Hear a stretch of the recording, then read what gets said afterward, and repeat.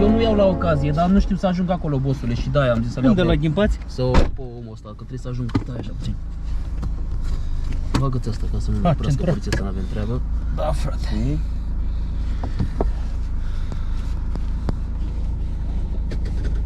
Trebuie să ajung acolo, n-am fost niciodată la Ghimpaș, trebuie să iau un băiat acolo să vin cu el în București. Și am tot așteptat după el, bă, că așa merg eu acolo direct. De unde vii? Da, la serviciu, frate. Da, la serviciu, a? Ce facem asta? Mariana, apropo. Sandra. Mersi. Mersi, boss. Eu te-ai urcat cu mine. Mai era de dimineață pe aici, pe la 5 și ceva, un puști să făcea că cere telefon. Dăm și mie telefonul, că mi-am uitat telefonul în mașină. Să sun și eu pe cineva, să... L-am văzut odată că... Te deranjează dacă pun muzică? Nu. Sigur? Nu, frate. L-am văzut că a trecut odată fuga, zic că ăsta, gata. Pe urmă l-am văzut că... Îți place melodia pe radio? Nu deranjează. Că... frecventa traseu. Că ăsta e cu... dăm telefonul și... Asta dă mai ușor să te aud.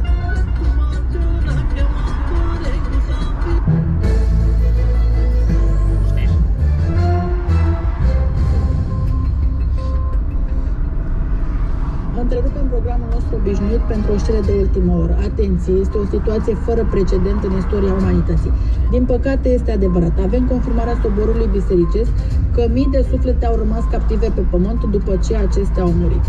Aceste entități care ar fi trebuit să plece din lumea noastră sunt blocate aici, din diferite motive. Dar pentru a înțelege mai multe, îl avem invitat în studio pe preacuviosul Părintele Dionisie Magellan. Bună seara și bine ați venit, părinte, în studioul nostru. Băi, mie îmi place de asta. Bună seara și bine v-am găsit. Doamne ajută! ai văzut, a fost și unul pe Părinte, net prima întrebare care la zicea care că... vreau să răspundeți în această seară este aceasta. Ar trebui să ne temem de ceea ce se întâmplă? Pentru că eu cu siguranță nu îmi pot reveni din șoc. Mă tem pentru mine, pentru familia mea. Este acesta sfârșitul lumii, cel de care se vorbește în Biblie? Dacă să ne temem, da și nu. În mod evident ar trebui să ne temem, pentru că avem de-a face cu niște spirite supărate care sunt captive în lumea noastră, când de fapt ele ar fi trebuit să odihnească și să aștepte judecata de apoi. Și care pot deveni foarte agresive dacă nu reușesc în curând să plece. Au chiar posibilitatea să intre în oamenii vii pentru a-i poseda. Dar de ce au rămas captive în lumea noastră? Deoarece au murit supărate. Unele corpuri nu au fost găsite pentru a li se face o slujbă așa cum este creștinește corect. Sau au murit chiar lăsând unele lucruri foarte importante pentru ele neterminate. Fenomenul acesta este dintotdeauna, dar a fost ascuns omenirii tocmai pentru că aceștia, oamenii de rând, nu credeau în spirite. Dar se pare că anul acesta pământul s-a umplut de astfel de strigoi mai mult decât în orice perioadă precedentă. Fapt pentru care sunt vizibili pe străzi și chiar apelează la rudele lor pentru a-i ajuta să treacă dincolo. Deci dacă ne trezim că auzim voci sau mai știu eu ce, înseamnă că sunt rudele noastre care încearcă să ia legătura cu noi pentru a-i ajuta să plece din această lume? Exact, așa este. Ne-ați spus de ce trebuie să ne îngrijorăm. Spuneți-ne, vă rog, dacă sunt și alte motive pentru care nu trebuie să ne îngrijorăm? Este foarte important.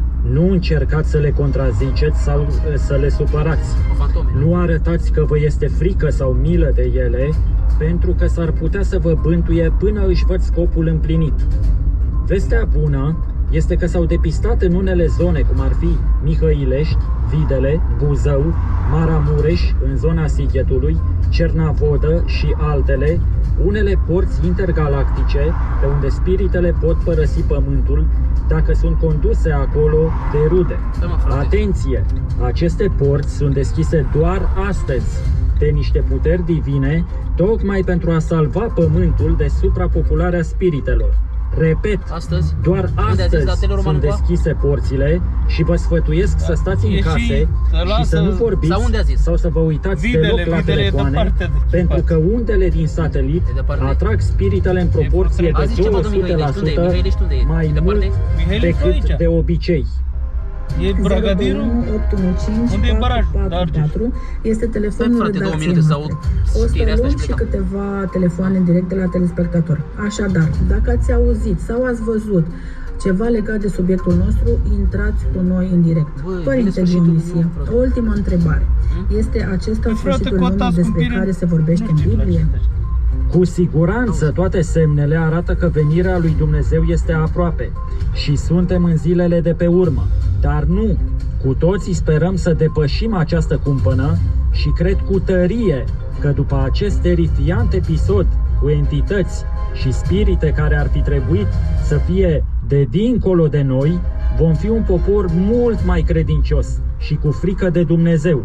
Băi, Doamne băi, ajută! spărli pielea pe mine, bă. Dar mie îmi plac astea, bă. Mie îmi plac spirite și Avem nebunii primul astea. ascultător. Îmi place adrenalina Bună și- seara. Auzi, Bună ziua, numele meu este Dumitru Marian și am 48 de ani. Cine Să știți știe? că am ascultat emisiunea noastră cu foarte mare interes, în sensul că până acum am crezut că sunt eu nebun. Tot îl aud pe unchiul meu care e mort de 2 săptămâni și la un moment dat am spus familiei să mă interneze crezând că sunt nebun. dar nu era nebun. Omul Dar de spune un fapt, adevăr. știți care e adevărul? Unchiul meu chiar voia ajutor din partea mea. Și prin intermediul acestei emisiuni vreau să vă mulțumesc că m-ați făcut să văd ajutorul. Mulțumesc, vă zi bună să aveți. Bună seara, sunteți în direct. Mă numesc Petrache Rodica și vreau să spun că este cât se poate de adevărat Nu știu dacă ai ceea ce ascultat. spune Ia, tata părinte. stai un pic, stai. În sensul că sora mea este măicuță la o mănăstire din Teleorman. A plecat către Măicuță. Mihăilești cu spiritul altei măicuțe, care a murit acum 10 zile în accident de mașină. Sper ca totul să fie bine. Doamne ajută! Vom reveni cu știri noi de îndată ce le avem. Până data viitoare, aveți grijă de voi. Băi, frate. Dacă e la Mihăilești, eu merg încolo. Eu vreau să văd spirite. Mie îmi plac spiritele. Mie îmi Și- plac spirite. Mie nu mi-e frică, mă, frate, de astea. Mie e un pic așa târșeală, dar nu mi-e frică. Eu, aia e vreo 9-10 ani de zile. Mi-a murit Dar tu un- crezi în astea? Eu cred, băi, la București astăzi de dimineață am mai auzit pe câțiva care vorbeau la București astăzi, dar n-am crezut. Dar acum când văd la știri, auzi că sunt pe străzi, că sunt captive, au murit și nu mai poate să plece după pământul ăsta și ei încearcă să plece.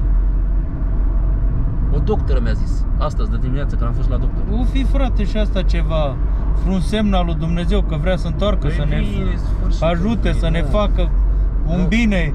Dar, sincer să fiu, nici la noi nu mai crede lumea mult în Dumnezeu. Ești de acord cu mine? Ba, da. În timpul...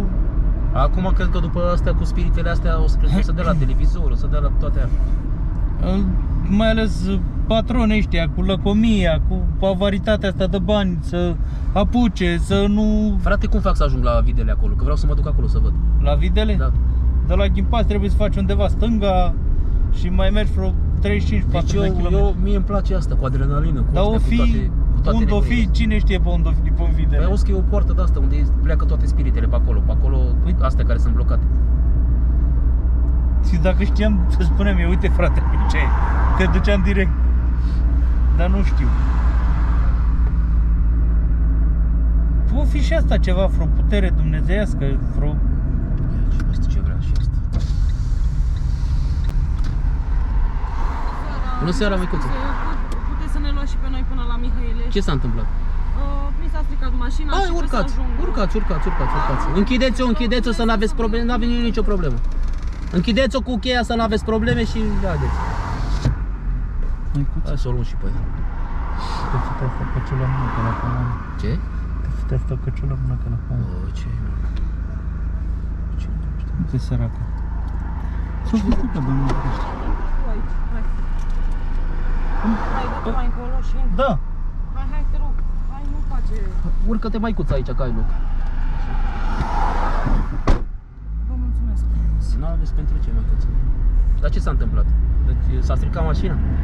Da, se pare că da. Și trebuia să ajung la Mihăilești. Da? Vă mulțumesc. Dumnezeu Da. să vă binecuvânteze. Mulțumim. Că ne-ați luat și pe noi. Mulțumim.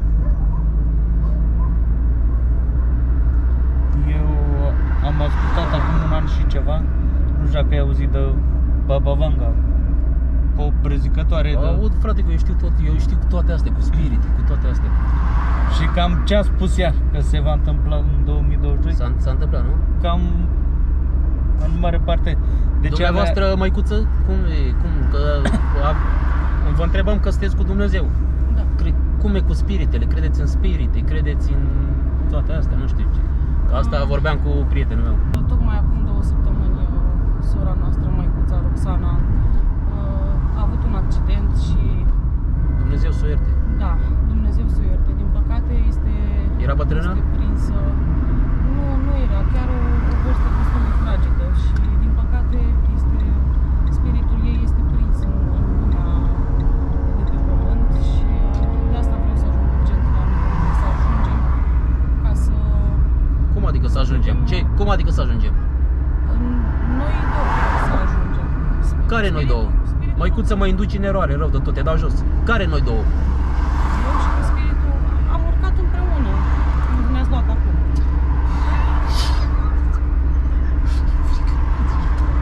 Bă, e la mișto, lasă, că mă e la mișto. Și de ce nu-l văd? De ce nu-l văd? Păi, doar eu pot să văd. Cum? Doar eu pot să văd, pentru că aici este vorba de credință.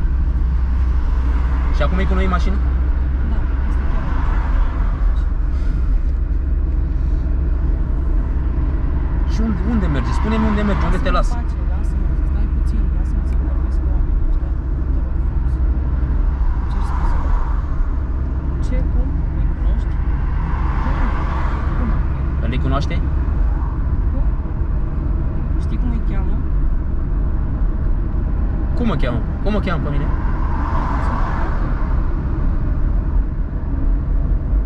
Cum mă cheamă pe mine? Dumneata te numești Marian. Marian?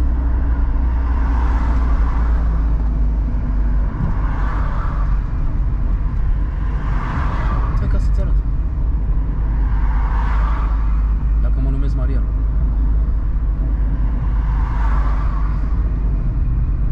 Vă rog să aveți grijă. Cum mă cheamă? Marian, Ionuț. Și pe omul ăsta cum îl cheamă? Sandu. A? Da. Sandu vă numesc, da?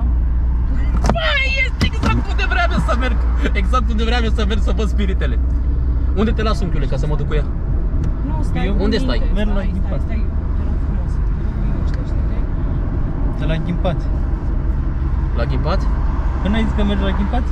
Avem... Am și uitat că nu cunosc zona asta, nu ți-am zis că nu cunosc zona asta. Vreau să merg cu măicuța. Cam cât avem de mers până la Mihăilești? Cât e de mult de Noi mers? cam trebuie să ajungem. E de mult? urgent. Dar ce faci acolo, măicuță? Trebuie să ajungem la o biserică. Acolo ne așteaptă un părinte și, cum spuneam, trebuie să E o singură ajutăm, biserică în Mihăilești. Trebuie să ajutăm spiritul Am auzit o știre să- acum că e o poartă de asta care poți să plece spiritul din lumea asta, să o ajuți. Videle, undeva în Videle. Da, Băi, nu se poate. trebuie să... Și acum tu poți să vorbești cu ea? Pe măicuța Roxana, să Acum treacă cam dincolo, cât mai e până numai acolo? celor preți. Până la Mihăilești? Da, Trecem de Bragadiru, da. Barajul, Argeș și Mihăilești. Stai cu minte, gata, putem să faci așa ceva. Potolește-te.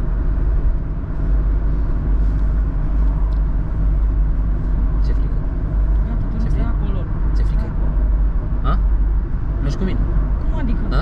Cum să faci asta? Ce să facă? Ce vrea să facă? Ce vrea să... Stai cu minte, te rog frumos. Ce vrea să facă? Nu vreau să facem accident. Păi ce Vreau vrea să facă? Să conduci liniștit. Vrea să intre unul din voi. Să nu cumva. O să te- Măicuță, să nu cumva, că am copii acasă, să nu intre în mine. Nu, te rog frumos, te rog să te calmezi, te rog. Măicuță, îmi promis că nu intră în mine? Promit. Cum o cheamă? Dumnezeu este cu noi. Cum o cheamă? Măicuța Roxana. Măicuța Roxana, dacă mă asculți, te rog, eu am 2 copii acasă, să nu intri în mine. Uite, intră în Sandu dacă vrei. Deci în mine nu vreau să intri. Și mine de ce? Păi să nu intri în mine. Gata, calmează-te aici, gata. Hai că nu facem mult și ajungem. Stai liniștit de măicuță că acum ajungem acolo și treci în lumea ta, te duci în lumea celor drepți. Nu, calmați-vă, nu trebuie să vă speriați, atâta timp cât eu sunt aici, Dumnezeu este alături de noi. Deci să nu lasă să intre în noi, te rog eu. Da? chiar ieri am văzut tot așa într-o apropiere de Videle o femeie de 50 de ani s-a aruncat înainte trenului. Și de dimineață la circa 3 km am văzut alta. Cred că trece și azi, astăzi, o poartă asta, intergalactică. Da, Nu de asta știu, și frate, vreau ce- Să ajungem, să o ajutăm pe măicuța să treacă în lumea celor drepți. Deci era prietenă, Sunt atâtea era spune. prietenă cu tine? Ea? Da, da. Ok. Mai avem mult? Mai este, frate.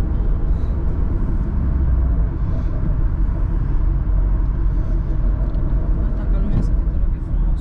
Potolește-te. Potolește-te că nu vreau să speri oamenii ăștia. Te rog, înțelegi.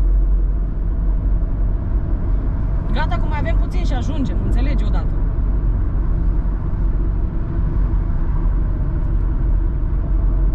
Îmi cer iertare.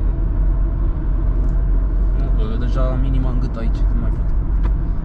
Mie nu mi-e frică de o pișe de asta, dar acum ce crezi? Mă ia cu leșii. Nu, Nu, că merg, că stau, da, nu, că sunt tare eu de să obicei, ai da. credință. Da, da, da. Nimic nu se va întâmpla.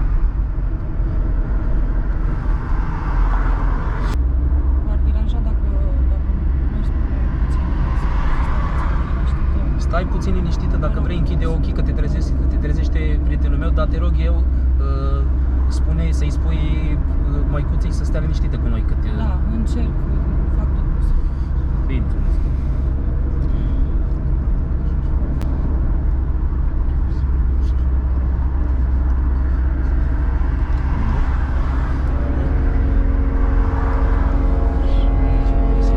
Miroase ars, vezi? Parcă miroase ars. Ia vezi un pic, miroase ars. Bagă mâna acolo, ia vezi, miroase ars. Nu. Am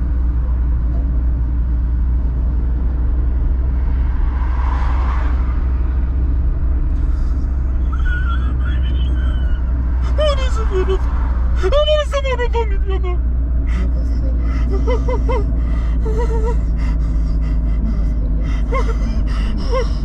Deși sunteți niște păcătoși. O să spun pilot.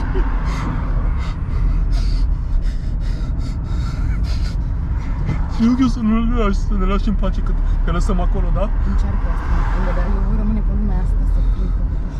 O să te lăsăm acolo la... Nu să vreau să nu-mi bagi nimica. Dar ce plângi acum? Nu știi ce ai făcut? Și tu la fel nu știi ce ai făcut? Știu păcatele. N-am făcut niciun păcat. Niciun păcat? Nu mi-am amintesc. Și mințit eu un păcat. Mai bine recunosc. Iar tu, eu ți-am zis că mașină n-ai cum să faci. O să postezi cât mai mulți oameni. Voi puteți să o vedeți cu ea. Da, o văd, e slabă așa, e mai slabă ca tine. Am știut ce se va întâmpla, de-aia am făcut acea mașină să te strice, am și făcut ca tu să o crești. Măicuță, te rog frumos, Mă gândesc în care dintre voi să intru. nu intră în mine, te rog, am copii acasă, intră Sandu, te rog eu. Roxana, te rog frumos. Intră în Acum avem Sandu. puțin și ajungem. Avem și noi copii acasă, avem... Intră în Sandu, te rog, să nu intri în mine. Nu, Roxana. Intră în... Acum avem ce puțin și păcătuiesc? ajungem și o să te ajut. Și împreună o să te ajut să De ce mi s-a întâmplat mie așa? Am crezut că sunt tare, nu sunt tare. Nu sunt tare. Hai tu. Nu am copii. Oprește asta, cum ai pornit asta? Cum ai pornit asta?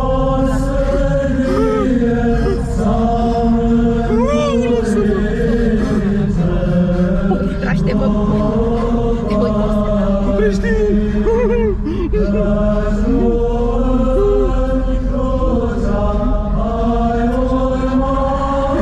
E rău, e rău. Abia de acum va începe.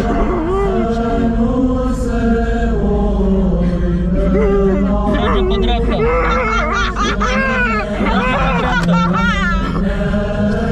Trage pe dreapta. Mai dau jos. Ce? Mai dau jos. Cu el o să am ce? O să ai Că ceva tu cu ai el? păcate mai mult. Stai că e glumă, e glumă, bă! Dă-te jos, că e glumă. Dă-te, spune că e glumă.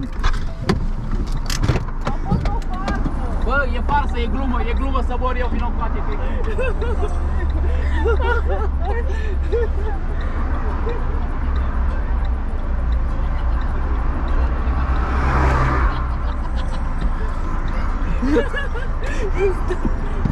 Uite, nici Dan lua pastila, ia uite pastila, urcă-te că a fost farsă. A fost... Am văzut camera, dar Ai fost numărul 1 sau ori dacă n-ai fost tare să tot... scuzați. Nu mi-e frică așa și... Hai să ajungem cu domnul. Ia în față, mai des. Bă, ai fost de nenorocire sau ori eu. Bă, sper că nu te-ai supărat, frate. Nu, frate, nu. Oricum să mor eu dacă n-ai fost tare rău de tot de inimă. Păi cât ai stat pe altul, eu făceam infarct, mă. Tu dacă mă luai pe mine și eram în locul tău, eu cădeam direct, făceam infarct și muream. Să luară. Eu n-am... Mă crezi, eu vin... Umblam înainte și noaptea singur pe câmp. Nu zi la fel. Nu, frate. Mă duceam în cimitir între morminte. Când merg pe stradă, mergem între astea. Abonați-vă la Marian Nițel, că e pe bune.